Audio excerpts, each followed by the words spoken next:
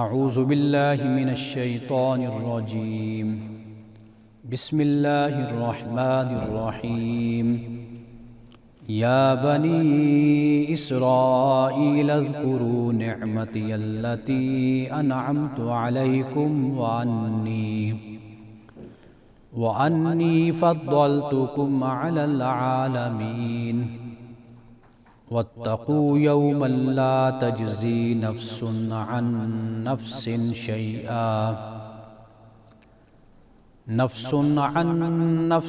شیئا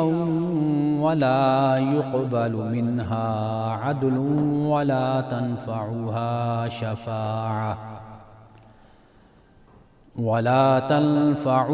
شفاعة ولا هم ينصرون وَإِذِ ابْتَلَىٰ إِبْرَاهِيمَ رَبُّهُ بِكَلِمَاتٍ فَأَتَمَّهُنَّ قَالَ إِنِّي جَاعِلُكَ لِلنَّاسِ إِمَامًا قَالَ وَمِنْ ذُرِّيَّتِي قَالَ لَا يَنَالُ عَهْدِي الظَّالِمِينَ وَإِذْ جَعَلْنَا الْبَيْتَ مَثَابَةً لِلنَّاسِ وَأَمْنًا وَاتَّخِذُوا مِن مَّقَامِ إِبْرَاهِيمَ مُصَلًّى وَعَهِدْنَا إِلَىٰ إِبْرَاهِيمَ وَإِسْمَاعِيلَ أَن طَهِّرَا بَيْتِيَ لِلطَّائِفِينَ والعاکفین والرکع السجود صدق اللہ العظیم۔ اے بنی اسرائیل، میری نعمت کو یاد کرو جو میں نے تم کو دی، اور یہ کہ میں نے تم کو قوموں پر فضیلت دی، اور بچاؤ کر لو اس دن سے جب کوئی نفس کسی نفس کے کام نہیں آئے گا، اور نہ اس کی طرف سے کوئی بدل قبول کیا جائے گا، اور نہ اسے سفارش فائدہ دے گی، اور نہ ان کی مدد کی جائے گی۔ اور جب ابراہیم کو اس کے رب نے کلمات کے ذریعے سے آزمایا تو اس نے ان کو پورا کیا۔ اللہ پاک نے فرمایا کہ میں تجھے لوگوں کا امام بنانے والا ہوں۔ کہا ابراہیم علیہ السلام نے میری اولاد سے، یعنی مجھے تو امام اے اللہ تو نے بنایا ہے، تو کیا میری اولاد سے بھی امام بنیں گے؟ اللہ پاک نے فرمایا کہ میرا وعدہ ظالموں کو نہیں پہنچے گا۔ اور یاد کرو جب ہم نے بیت اللہ کو مرجع اور امن کی جگہ بنایا، اور بناؤ مقام ابراہیم کو مصلی، اور ہم نے ابراہیم و اسماعیل کو ذمہ دار بنایا کہ میرے گھر کو طواف کرنے والوں، اعتکاف کرنے والوں اور رکوع سجدہ کرنے والوں کے لیے پاک رکھو۔ پروگرام الکلام میں آپ تمام دیکھنے والوں کو خوش آمدید۔ آج ہم نے سورۃ البقرہ کی آیت نمبر 122 سے لے کر آیت نمبر 125 تک تلاوت بھی کی اور اس کا ترجمہ بھی بیان کیا ہے، تو آئیے ذرا اس پہ ہم گفتگو کرتے ہیں۔ آیت نمبر 122 اور 123 یہ دو آیتیں پہلے بھی گزر چکی ہیں۔ وہاں پہ جو بیان تھا وہ تفصیل کے ساتھ بیان تھا، یعنی ان دو آیات کے بعد اللہ سبحانہ وتعالیٰ نے بنی اسرائیل کی تاریخ، ان کا کردار، ان کا اخلاق،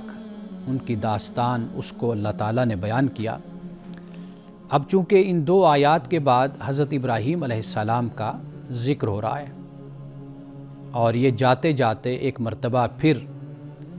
اس وعدے کو بیان کر دیا گیا ہے کہ جو اللہ سبحانہ وتعالیٰ نے، اس عہد کو بیان کر دیا گیا ہے جو اللہ سبحانہ وتعالیٰ نے بنی اسرائیل سے کیا، اور بنی اسرائیل نے اللہ سے جو معاہدہ اور عہد کیا، جاتے ہوئے اس کا اب ذکر ہو گیا آخر میں۔ یعنی فرمایا کہ اے بنی اسرائیل میری نعمت یاد کرو جو میں نے تم پر کی، اور میں نے تم کو عالمین پر یعنی اقوام عالم پر میں نے تم کو فضیلت دی، یعنی تمہیں دنیا کی امامت، قیادت، سیادت کے لیے میں نے منتخب کیا، تمہیں چنا، یہ تمہیں فضیلت دی۔ انبیاء علیہ السلام تم میں آئے، حضرت اسحاق سے سلسلہ شروع ہوا، حضرت یعقوب، یوسف، اور پھر اس کے بعد یہ سلسلہ چلتا ہوا حضرت موسیٰ، اور پھر حضرت سلیمان، داود، اور پھر جتنے پیغمبر، حضرت الیاس، زکریہ، یہ سب، حضرت یحییٰ، پھر حضرت مسیح علیہ السلام، یہ سب آئے۔ تو اللہ تعالیٰ نے ایک امامت کو، قیادت کو، ایک ہدایت و رہنمائی کے لیے تم کو منتخب بھی کیا اور تم میں یہ رکھا سالہ سال اور صدیوں کے لیے۔ اور پھر اس کے بعد جیسے وقت گزرتا چلا گیا تو پھر یہ غلط فہمی یا خوش فہمی کہیے، یہ قوم اس میں مبتلا ہوتی چلی گئی۔ اس کو پھر اللہ سبحانہ و تعالیٰ نے یہاں پر اس طرح بیان کر دیا کہ اس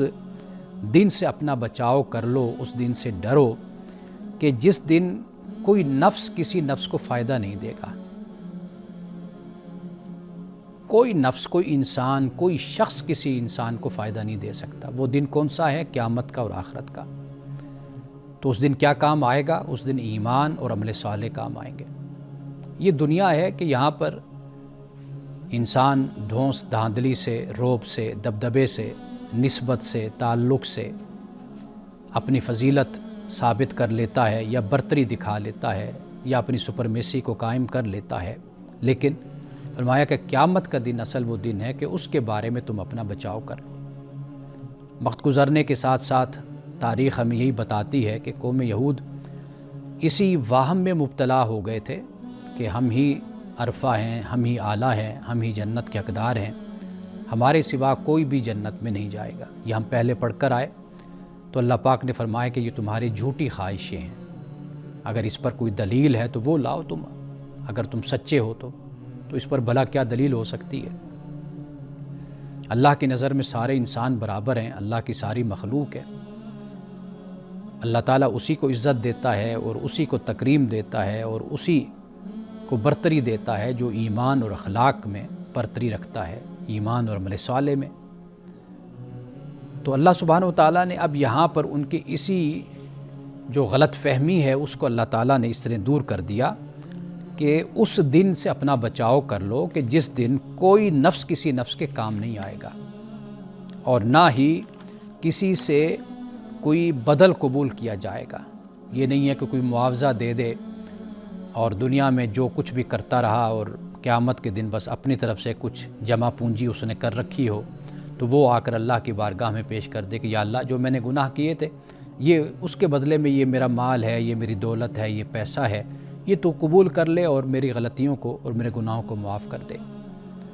قرآن مجید اس بات کو بیان کرتا ہے کہ اگر یہ زمین پورا سونے سے بھر جائے اور وہ سونا یہ دینا چاہیں، ملأ الارض ذہبا والا وفتدا بھی، کہ اس زمین بھری جو سونے سے بھری پڑی ہے وہ زمین بھی اگر فدیے کے طور پر، بدلے کے طور پر دیں گے، اللہ سبحانہ و تعالیٰ فرماتا ہے کہ ان کی نجات نہیں ہوگی۔ تو لہٰذا یہ دنیا کے معاملے ہیں کہ مذہبیت کی بنیاد پر، روحانیت کی بنیاد پر، خانقاہیت کی بنیاد پر اور کسی بنیاد پر آپ دوسرے پر رعب جما لیتے ہیں، لیکن یا دوسروں کو مسخر کر لیتے ہیں، ان کے دل و دماغ کو، یا ان کو اپنی عقیدت کا قیدی بنا لیتے ہیں۔ یہ دنیا کا معاملہ ہے، لیکن ادھر خدا کے بارگاہ میں سارے انسان برابر ہوں گے، بلکہ وہ لوگ زیادہ قابل گرفت ہوں گے کہ جو دنیا میں طاقتور تھے، قوت رکھتے تھے، وسائل رکھتے تھے، مال و دولت رکھتے تھے، سب کچھ تھا، لیکن انہوں نے زمین پر لوگوں کو ان کا حق دینے کے بجائے ان پر ظلم اور زیادتی کرتے رہے، ان کو رب تعالیٰ زیادہ پکڑے گا۔ تو لہٰذا عدل کا مطلب یہی ہوتا ہے بدل، معاوضہ۔ تو قیامت کے دن کوئی معاوضہ بھی کسی سے نہیں لیا جائے گا اور کسی کو کوئی سفارش بھی کام نہیں آئے گی۔ یہ وہم اور یہ خیال کہ ہم دنیا میں جیسا چاہیں زندگی گزار لیں، قیامت کے دن ہمارا چھٹکارا ہو جائے گا، ہمیں بخش دیا جائے گا، تو فرمایا کہ وہاں پر کسی کی سفارش کام نہیں آئے گی۔ یہ عقیدہ قوموں میں وجود پذیر ہو جاتا ہے، پیدا ہو جاتا ہے، قومیں خام خواہ کی خوش فہمیاں پال لیتی ہیں۔ اور اس کی وجہ کیا ہوتی ہے؟ یہ ایسے ہی ہوتی ہے کہ جیسے ایک انسان ہے کہ جو امتحان کی تیاری نہیں کرتا لیکن سوچتا رہتا ہے کہ میں کون سے انفیئر مینز یا کون سے ایسے راستے اختیار کروں کہ میں اس امتحان سے نکل جاؤں، ایگزامینیشن ہال میں جاؤں، بیٹھوں تو وہاں پر بیٹھ کر کوئی نہ کوئی تکا لڑائی لوں گا، ایگزامینر سے بات کر لوں گا، یا جو آگے پیچھے سٹوڈنٹ بیٹھے ہوں گے ان سے کوئی نہ کوئی معاملہ طے کر لوں گا تو نکل ہی جاؤں گا۔ یعنی یہ ایک غلط فہمی یا خوش فہمی وہ پالتا ہے اور اس بنیاد پر تیاری نہیں کرتا۔ اس لیے تیاری نہیں کرتا کہ اس کا خیال ہے کہ یہ کوئی اتنا مشکل کام نہیں ہے، میں اس میں سے نکل ہی جاؤں گا۔ تو یہ وہ خوش فہمی ہے کہ جو قومیں پالتی ہیں، ان کا خیال یہ ہوتا ہے کہ فلاں بزرگ ہیں، فلاں سے ہماری نسبت ہے، تعلق ہے، یا فلاں کے ہم ارادت مند ہیں یا مرید ہیں، یا فلاں ہمارا شیخ ہے، پیر ہے، تو لہٰذا قیامت کے دن ہمارے نجات ہو جائے گی۔ تو قرآن نے اسی بات کو رد کیا کہ جس کے پاس بنیادی پونجی نہیں ہے، بنیادی خزانہ نہیں ہے، بنیادی ذخیرہ نہیں ہے، تو وہ کیسے اس سے آگے چل پائے گا؟ تو بنیاد کیا ہے؟ وہ ایمان اور عمل صالح ہے۔ یہ ہوگا تو اس کے بعد اللہ سبحانہ وتعالیٰ پھر ہی بخشش کے دروازے کھولے گا۔ تو یہ بات صرف قوم یہود بنی اسرائیل کے لیے صرف نہیں ہے، یہ بلکہ ہمارے لیے بھی ہے۔ اللہ سبحانہ وتعالیٰ کا جو فرمان ہے، جو قانون ہے، وہ سب قوموں کے لیے برابر ہوا کرتا ہے، اس میں کوئی استثناء نہیں ہوتا۔ ناظرین کرام، اس سے آگے آیات پہ ہم گفتگو جاری رکھتے ہیں، ملتے ہیں ایک وقفے کے بعد۔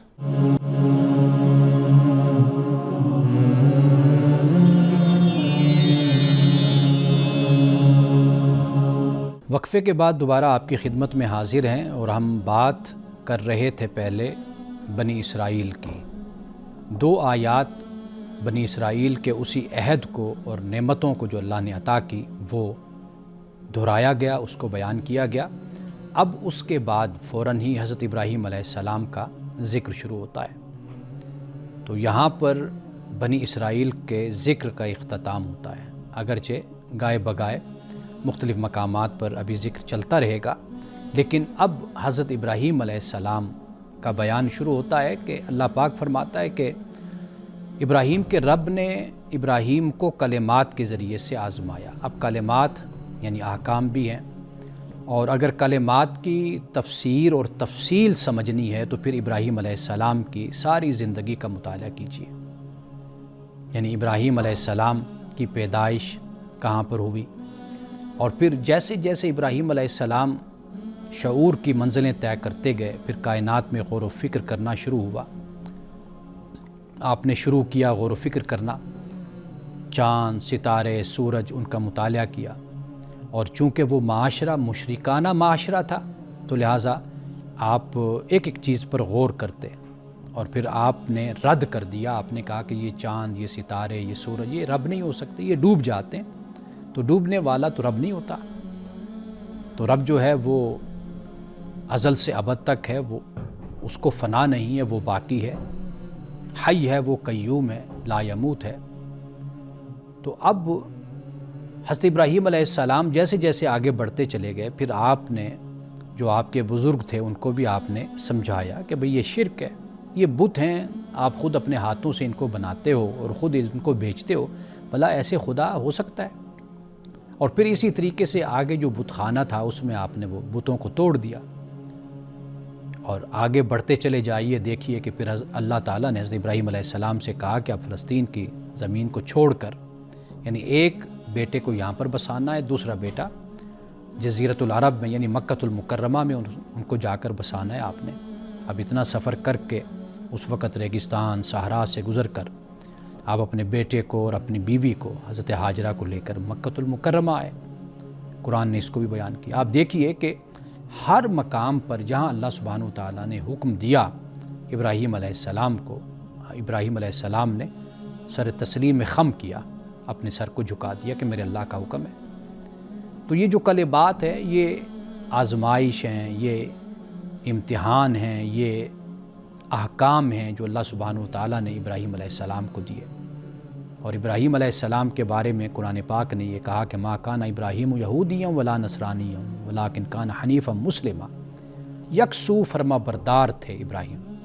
نہ وہ یہودی تھے نہ وہ نصرانی تھے۔ جو آج ہمارا اسلام ہے، جس طریقے سے ہم عمل کرتے ہیں، جو ہمارا طرز زندگی ہے، تو ایسے بھی حضرت ابراہیم علیہ السلام نہیں تھے۔ ان صلاتی و نسکی و محیای و مماتی للہ رب العالمین، میری نماز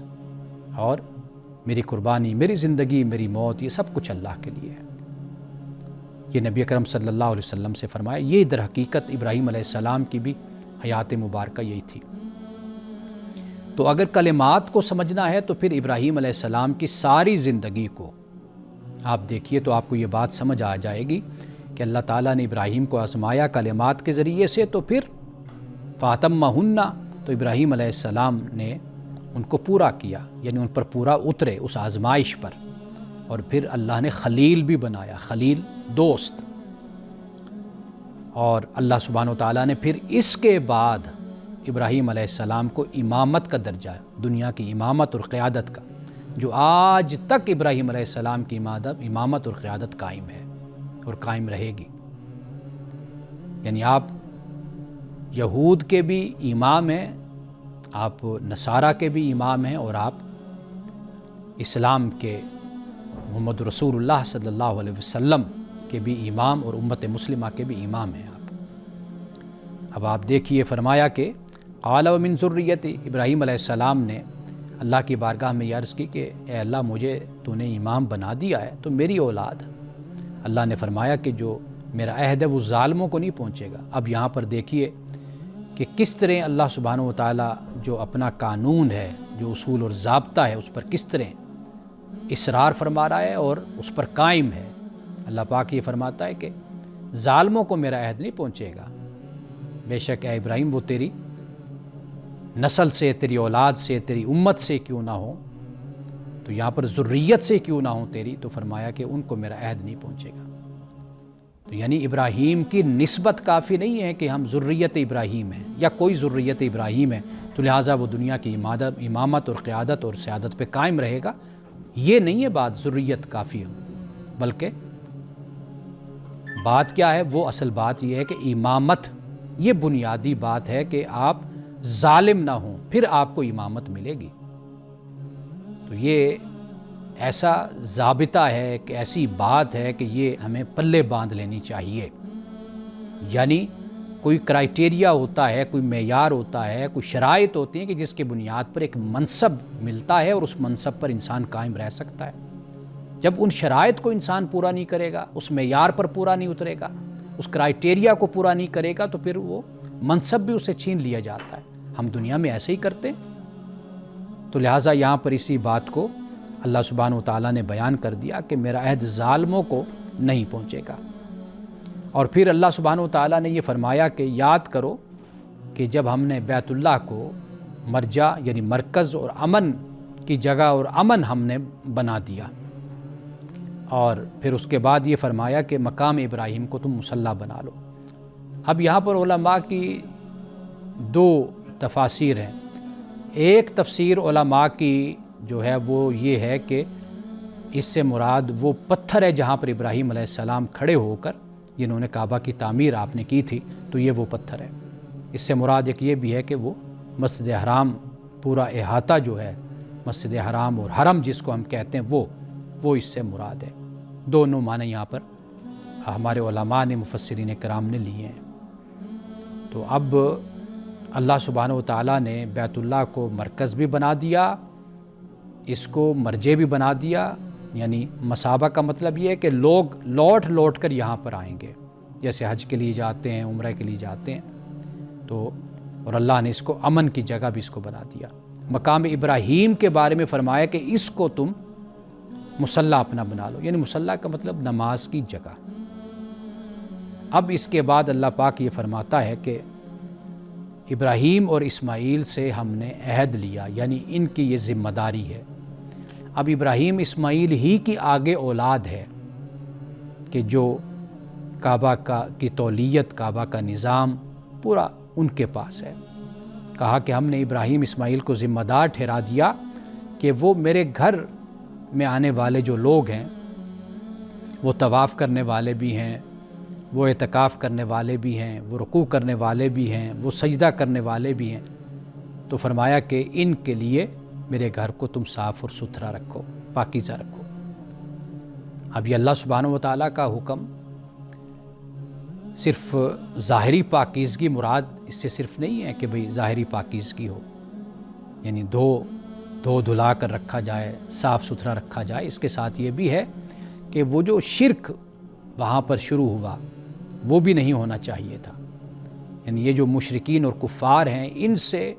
کعبۃ اللہ کو اور حرم پاک کو اور جزیرہ عرب کو جو صاف کر دیا گیا، پاک کر دیا گیا، وہ اسی وجہ سے کہ ظاہری نجس تو نہیں تھی، لیکن جو باطنی اور روحانی نجس تھی وہ تو موجود ہے وہاں پر۔ انما المشرکون نجس، تو یہ جو عبادت ہے طواف کرنے کی، تو یہ بھی اللہ کے لیے عبادت ہے۔ اعتکاف ہے وہ بھی اللہ کے لیے عبادت ہے، جو رکوع ہے وہ بھی اللہ کے لیے اور سجود بھی اللہ کے لیے۔ ایسا نہیں ہے کہ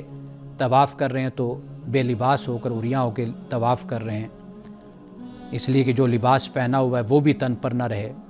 کہ ہم اللہ کی بات اپنی طرف سے ایک عقیدہ اور ایک نظریہ گھڑ لیا۔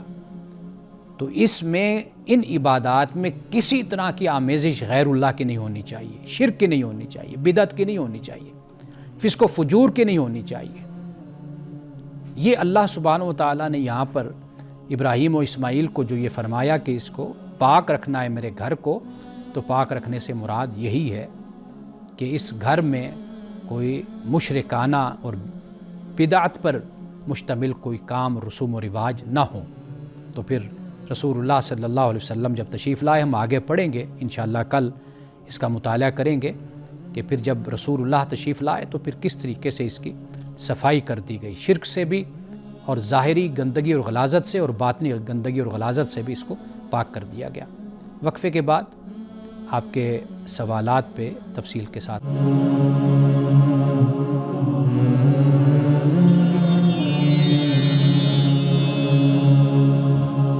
وقفے کے بعد دوبارہ آپ کی خدمت میں حاضر ہیں۔ یہ سوال اگرچہ عام طور پر پوچھا بھی جاتا ہے، اور لیکن یہ ہے کہ اس کو سمجھنے کی کوشش کی جاتی ہے بار بار۔ یہ اس لیے پوچھا جاتا ہے، کچھ مشکل سوال بھی ہے وہ یہ ہے کہ جب سب کچھ تقدیر میں لکھا ہے تو پھر عمل کی کیا ضرورت ہے؟ اب آئیے اس کے جواب کی طرف اس پہ بات ہم کرتے ہیں کہ اگر قرآن مجید کا ہم مطالعہ کریں، یہ بات میں کئی مرتبہ بیان کر چکا کہ قرآن جب تقدیر کا لفظ استعمال کرتا ہے، ذالک تقدیر العزیز العلیم، یعنی کہ یہ عزیز العلیم کا ایک تقدیر ہے۔ یہاں پر تقدیر یعنی جسے ایک ساخت کہیے اور ایک پیمانہ کہیے، یہ وہ مراد ہے۔ تو لہٰذا تقدیر کا جب ہم لفظ بولیں گے تو اس میں انسان کی زندگی، انسان کا رزق اور یہ سارا کچھ، یعنی واضح بات ہے کہ انسان کی صلاحیت، اور انسان کو اللہ سبحانہ و تعالیٰ نے ایک صلاحیت دے کر، قابلیت دے کر، ایک اہلیت دے کر ہی انسان کو بھیجا ہے۔ انسان اسی کے مطابق زندگی گزارتا ہے اور اسی میں رہتا ہوا ہی آگے بڑھتا ہے، کوشش کرتا ہے۔ قرآن مجید نے انسان کو جو اس کے افعال ہیں، یعنی اعمال، فاعل مختار قرآن پاک انسان کو بیان کرتا ہے، یعنی کٹ پتلی نہیں بیان کرتا، مجبور محض نہیں بیان کرتا، فاعل مختار قرآن کہتا ہے۔ اور وَقُلِ الْحَقُّ مِن رَبِّكُمْ فَمَنْ شَاءَ فَلْيُؤْمِنْ وَمَنْ شَاءَ فَلْيَكْفُرْ، کہ حق تمہارے رب کی طرف سے، جو چاہے وہ مومن ہو جائے اور جو چاہے وہ کافر ہو جائے، یعنی یہ انسان کی مرضی ہے۔ قرآن پاک نے اس کو بیان کیا، اِنَّا هَدَيْنَاهُ السَّبِيلَ إِمَّا شَاكِرًا وَإِمَّا كَفُورًا، کہ ہم نے انسان کو دونوں راستے دکھا دیں، وَهَدَيْنَاهُ النَّجْدَيْنِ، مرضی ہے شکر گزار بنے یا ناشکرہ بنے۔ یعنی تقدیر کا جو مطلب ہے وہ یہ نہیں کہ انسان مجبور ہے، بلکہ اس سے مراد یہ ہے کہ اللہ تعالیٰ کو پہلے سے معلوم ہے کہ انسان کیا انتخاب کرے گا، یعنی انسان کو اللہ تعالیٰ نے مجبور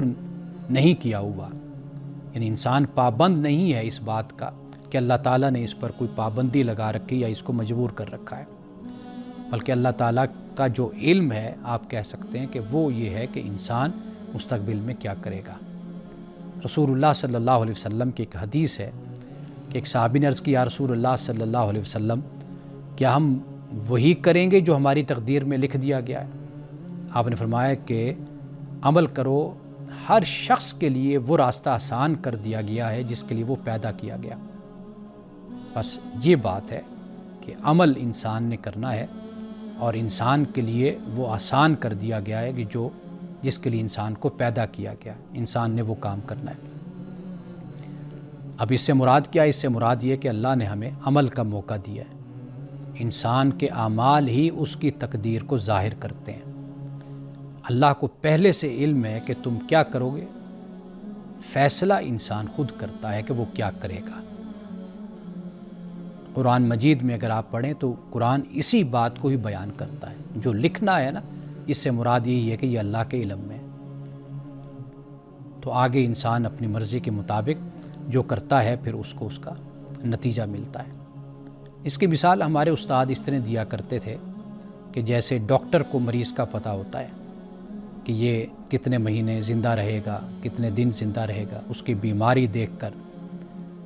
اور اسی طریقے سے جیسے استاد کو پتہ چل جاتا ہے، استاد کہتا ہے شاگرد کو کہ بھئی تم فیل ہو گئے۔ اب اس کا مطلب یہ نہیں کہ اب شاگرد استاد کو بلیم کرے، جو استاد نے کہا تھا کہ آپ فیل ہوں گے تو اس لیے میں فیل ہو گیا، نہیں۔ استاد دیکھ رہا تھا کہ شاگرد کا کریکٹر کیا ہے، کردار کیا ہے، اس کے دن رات کیسے گزر رہے ہیں، یہ تعلیم پر توجہ دے رہا ہے یا نہیں دے رہا۔ تو اسی طرح اسی انداز میں اللہ سبحانہ و تعالیٰ جب بات کرتا ہے، بیان کرتا ہے، تو ہم یہ خیال کر لیتے ہیں کہ شاید ہم مجبور محض ہیں اور اللہ تعالیٰ نے اپنی مرضی اور ارادہ اور مشیت کو ہم پر نافذ کر رکھا ہے۔ تو اس سے مراد اللہ سبحانہ و تعالیٰ کا علم مراد ہوتا ہے۔ اب ایک سوال جو جائیداد سے متعلق ہے وہ یہ ہے کہ باپ نے زندگی میں ایک مکان ہے جو بیٹوں کے نام کر دیا، تو کیا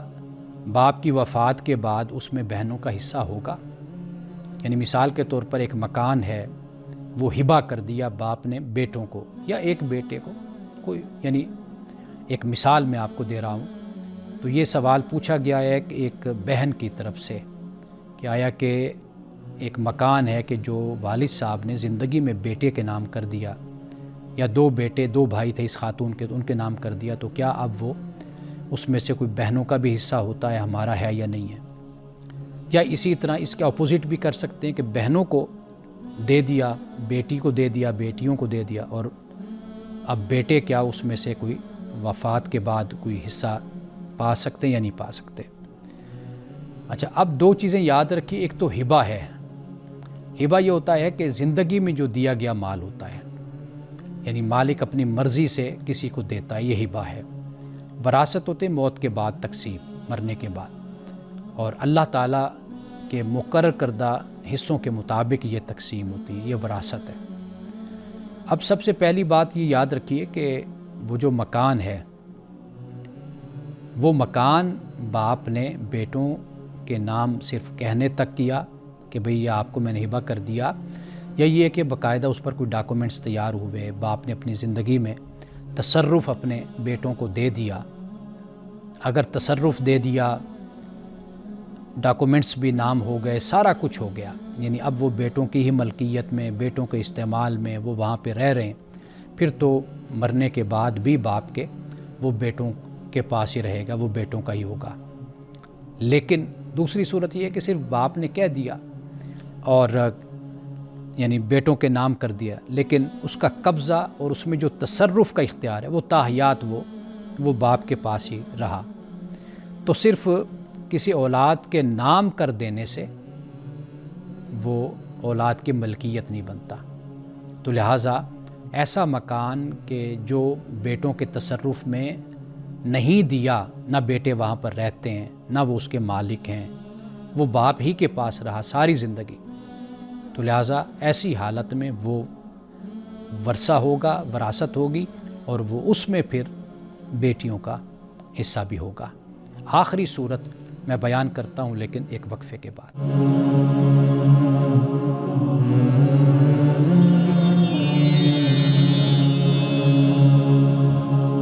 وقفے سے پہلے میں اس سوال پہ بات کر رہا تھا کہ باپ نے زندگی میں اپنے بیٹے کو یا بیٹوں کو یا بیٹی یا بیٹیوں میں سے کسی کو مکان تھا وہ ہبہ کر دیا، زندگی میں دے دیا، گفٹ کر دیا، تو آیا کہ اس مکان میں باپ کی وفات کے بعد بقیہ اولاد کا بھی کوئی حصہ ہوگا یا نہیں ہوگا؟ تو میں یہ عرض کر رہا تھا کہ اس مکان میں اگر باپ نے صرف نام نہیں کیا بلکہ تصرف بھی اپنے ان بچوں کو دے دیا، یعنی استعمال بھی، تصرف بھی، اختیار بھی، رہنا بھی، سب کچھ، تو پھر تو وہ ہبہ ہو گیا۔ اب اس میں سے بعد از وفات کسی اولاد کا حق نہیں ہوگا، صرف اسی کا وہ حق ہے جس کو ہبہ کیا اور جو رہ رہی ہے اور جو اس کی ملکیت میں ہے۔ ہاں، دوسری صورت یہ بنتی ہے کہ ہبہ کیا، نام بھی کر دیا، لیکن تاحیات اپنے تصرف میں رکھا، اپنے پاس رکھا، تو یہ پھر وراثت ہوگی۔ والد کی وفات کے بعد پھر جو اللہ کا حکم ہے اس کے مطابق اس کو تقسیم کیا جائے گا۔ جو صورت میں بیان کر رہا تھا میں اس پہ بعد میں آتا ہوں، لیکن ایک اور پہلو اس پہ بھی ہم بات کر لیتے ہیں، وہ یہ کہ صرف مکان ہی وہی ہے، اب اس کی کیا صورت بنتی ہے؟ اب دیکھیے کہ جو مالک ہے یعنی وہ باپ، وہ کلی اس کا اختیار رکھتا ہے، وہ اس کی جائیداد ہے، اس جائیداد پر، اس ملکیت پر کسی کا بھی کوئی حق نہیں، نہ بیٹے کا نہ بیٹی کا، خواہ وہ ایک ہی گھر ہی کیوں نہ ہو، کسی کا کوئی حق۔ جیسے مثال کے طور پر میرا مکان ہے، میں اپنی زندگی میں جو چاہوں اس کا کروں، میں اس کو جہاں چاہوں دے دوں، جو کروں، قانون مجھے اس پر کچھ نہیں کہتا۔ ہاں، اگر یہ معاملہ ہے وہ خدا کے ہاں ہے کہ بھئی کیا میں نے اولاد کے ساتھ زیادتی کی یا اولاد کے ساتھ زیادتی نہیں کی، یعنی مثال کے طور پر ہم اسی مسئلے کو لے لیتے ہیں کہ ایک ہی مکان ہے، باپ نے وہی مکان اپنی کسی ایک بیٹی کو دے دیا یا اپنے کسی ایک بیٹے کو دے دیا، اب وہ مالک ہے، وہ اپنی زندگی میں با اختیار ہے، وہ جس کو چاہے دے دے، تو اس سے کوئی پوچھ گچھ، کوئی سوال نہیں ہو سکتا۔ ہاں، اخلاقی طور پر آپ یہ کہہ سکتے ہیں کہ بھی دوسرے بچوں کا بھی خیال رکھنا چاہیے تھا باپ کو، لیکن زندگی میں باپ کی جائیداد پر نہ بیٹے کا کوئی حق ہے نہ بیٹی کا کوئی حق ہے۔ وہ چاہے کسی، جیسے ہم محاورے میں کہتے ہیں، کالے چور کو اٹھا کر دے دے تو وہ دے سکتا ہے، اس کا مالک ہے۔ جس طرح اس نے کمایا ہے، اولاد بھی کمائے، محنت کرے۔ ہاں، جب وہ وفات پا جاتا ہے تو پھر اس کے بعد اگر وہ مکان آزاد ہے، یعنی اس نے زندگی میں نہ کسی کو دیا نہ کسی کے تصرف میں دیا، کچھ بھی نہیں، ہاں اس صورت میں وہ مکان بعد میں پھر وراثت کے مطابق تقسیم کیا جائے گا۔ اب جو میں آخر میں ایک مثال کے ساتھ بات کر رہا تھا کہ یہ جن کی ہم بات کر رہے ہیں یہ بالغ ہیں، عاقل ہیں، ممکن ہے شادی شدہ بھی ہوں، غیر شادی شدہ ہوں، اور آخری جو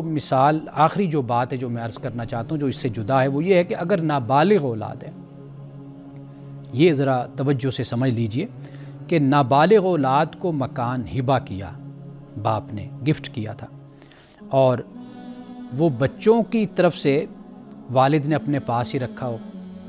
تو تب بھی مکان جو ہے نا یہ اسی نابالغ اولاد کا ہی ہوگا باپ کی وفات کے بعد۔ یعنی باپ نے پہلی جو میں نے بات کی تھی اس میں اولاد بالغ ہے، باپ نے ان کو ہبہ تو کیا لیکن تصرف نہیں دیا، تو لہٰذا وہ ہبہ نہیں ہوا، ہبہ مکمل نہیں ہوا، تو لہٰذا وہ وراثت میں شمار ہوگا اور اس کی تقسیم وراثت کے مطابق ہوگی۔ جہاں اولاد نابالغ ہے، باپ نے نابالغ اولاد کو ہبہ کیا، واضح بات ہے وہ نابالغ ہے، اس کے تصرف میں نہیں جا سکتا تھا، تو مکان باپ نے اپنے پاس رکھا، اب ہبہ ہو گیا، سارا کچھ ہو گیا، نام بھی لگ گیا، اب جب باپ وفات پائے گا تو وہ مکان نابالغ اولاد ہی کو ملے گا، یعنی اب اس میں وراثت کو تقسیم نہیں کیا جائے گا۔ تو یہ مسئلہ چونکہ ہمارے معاشرے میں بہت زیادہ ڈسکس بھی ہوتا ہے اور اس طرح کے سوالات آتے ہیں، جو سب سے اہم بات ہے نا ناظرین اکرام، وہ یہ ہے کہ جس کی ملکیت ہے وہ اس کو کلی اختیار ہے، بس اتنی بات ہے۔ قانونی طور پر. ہاں بچوں کا خیال کرنا یہ پھر اگر انصاف کرنے والا شخص کوئی ہوتا ہے تو وہ دیکھتا ہے. کئی دفعہ ایسا بھی ہوتا ہے